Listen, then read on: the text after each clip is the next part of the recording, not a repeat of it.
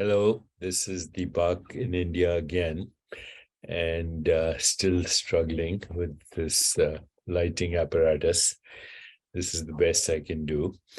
But as I was struggling with this light that we call photons, I thought maybe I should talk about living in the light, yoga for self-realization. That's my new book with Sarah Finger. Sorry, I don't have a copy with me right now, although I did pick up this in Delhi, Patanjali's Yoga Sutras, Swami Vivekananda, and it has the totality of Patanjali's Yoga Sutras with Sanskrit and English commentary. And having read this, I'm more convinced than ever that a contemporary version is necessary. Of course, Swami Vivekananda was a prodigy, a spiritual savant, and no one can replace his teachings. However, as time goes by, language evolves, and as language evolves, our experience of what we call everyday reality also evolves, because language is not just a method for description. Language constructs experience. Language is what gives raw sensations meaning, and thereby creates perception. And then these snapshots of perception, once they acquire a storyline, they become our experience of mind, body, and the physical world, our experience of mind, body, and the physical world, which themselves are creations of language. And language is not a creation of human beings, but language is also a modified form of consciousness wanting to know itself and describe itself as that. So language is part of the evolution of the cosmos, with biological species having different levels of access to the narrative that language is capable of. So as human beings, of course, we create stories, give meaning to raw sensations, and thus create the experience that we call body, mind, and the world. Language. That's why language is a goddess, and symbolically represented in India as the goddess Saraswati. And in every path to enlightenment described in the East, language, appropriate language, or shabda, is a very important aspect to our spiritual growth. So for today, I would like to introduce some new terms to you, or maybe they're not new. So first term I want to introduce is the manifest order of being. Manifest order of being is everything you're experiencing right now in the waking state, which I've previously said is a lucid dream in a vivid now. But everything you're experiencing right now in the so-called waking state is the manifest order of being. It is objects, it is people, it is rocks, it is stars, it is galaxies, it is plants, it is other animals, it is, as I said, other people, it is everything, the pillow behind me, the computer. So what is all this that we call the manifest order of being made of?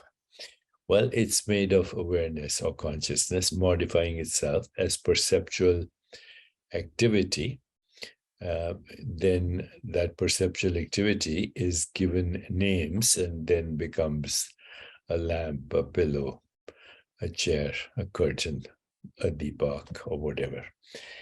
So once you give it a name, it becomes a form. And that's called reification of the abstract perceptual activity in awareness.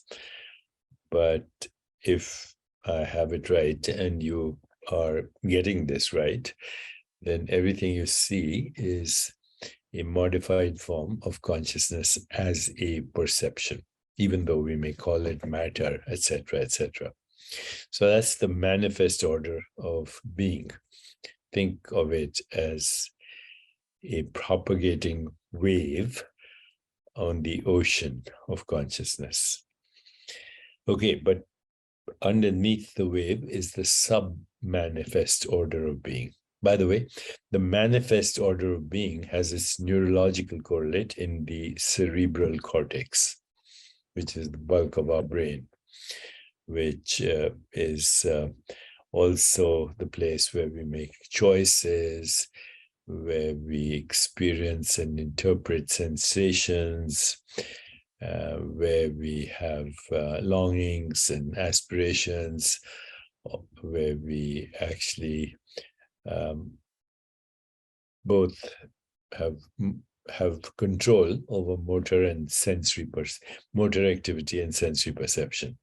Okay, so the neurological correlate of language, of the manifest order of being, is the cerebral cortex. As I mentioned before, the reptilian brain, midbrain, evolved 300 million years ago. The emotional brain evolved about 100 million years ago. And the cortical brain is about 4 million years old, but all grew explosively with language. And we have language centers in the brain that correlate with the activity that we call speaking, hearing, seeing, etc. Okay, now there is a sub-manifest order of being, which is not privy to most people unless they bring the light of awareness to the sub-manifest order of being.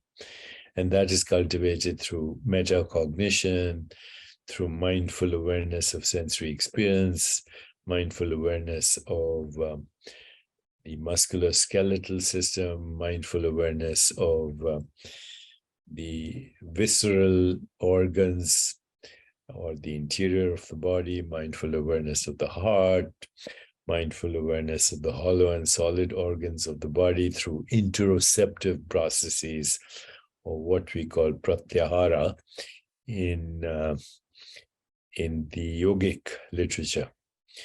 So metacognition, transcendence, mantra practice, mindful awareness of musculoskeletal system, mindful awareness of the hollow and solid organs of the body through interoceptive processes, and then mindful awareness of mental space, mindful awareness of the web of relationships, mindful awareness of awareness, awareness of awareness. These are the processes through which we bring the light of awareness to the sub-manifest order of being. And the sub-manifest order of being has its neurological correlates in the autonomic nervous system. The sympathetic nervous system, when we are stressed and anxious or driven by ego, and the parasympathetic nervous system, along with the vagus nerve, when we are relaxed, flowing, having peak experiences and bringing the light of awareness to the sub-manifest order of being, including igniting the light of awareness in deep sleep and dreams.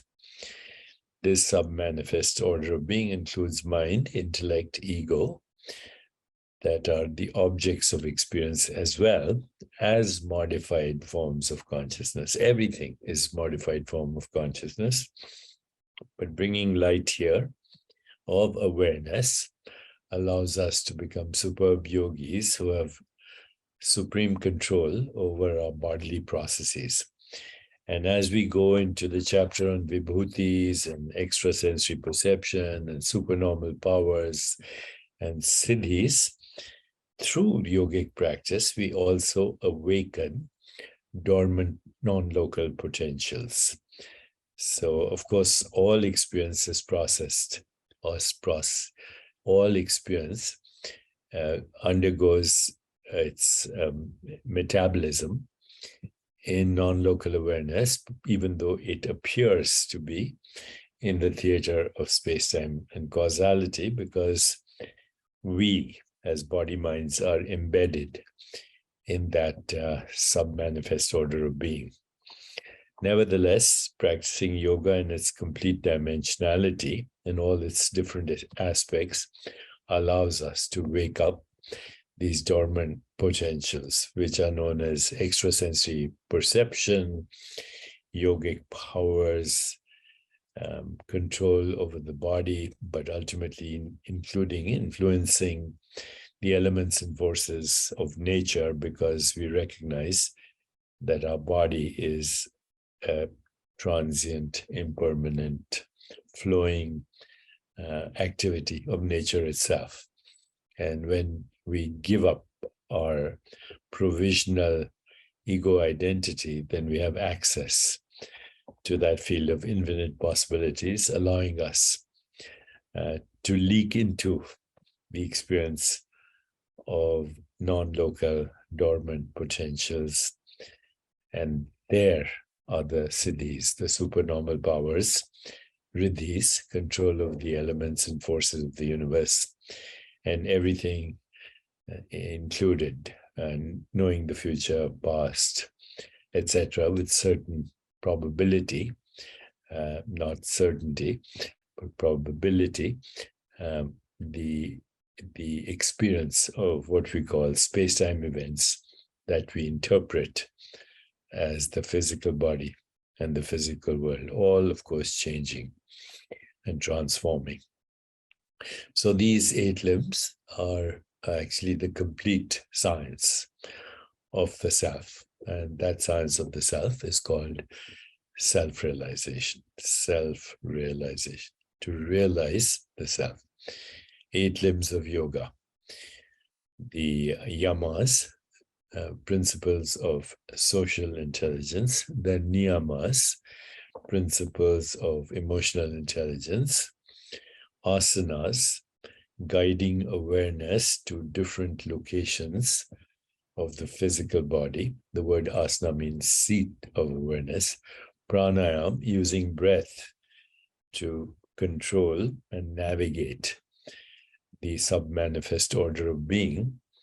So pranayam, and then after pranayam, pratyahara, the interoceptive processes, and then finally dharana, focused awareness, dhyan, meditation, and samadhi, transcendence.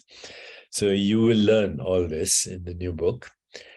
It's called Living in the Light, Yoga for Self-Awareness or Self-Realization. The book is written along with Sarah Plattfinger, who's also my yoga teacher. Of course, I have Eddie Stern also as a yoga teacher. And I'm a daily practitioner of yoga and a student of yoga for as long as I can remember. So my friends, the book is going to be out January 2, and you can pre-order it now if you want, or you can wait till it comes out on January 2, or you can just, come here on my social media so that I can explore it with you as well. Thank you. Have a great day, and I send you all love from India. Take care.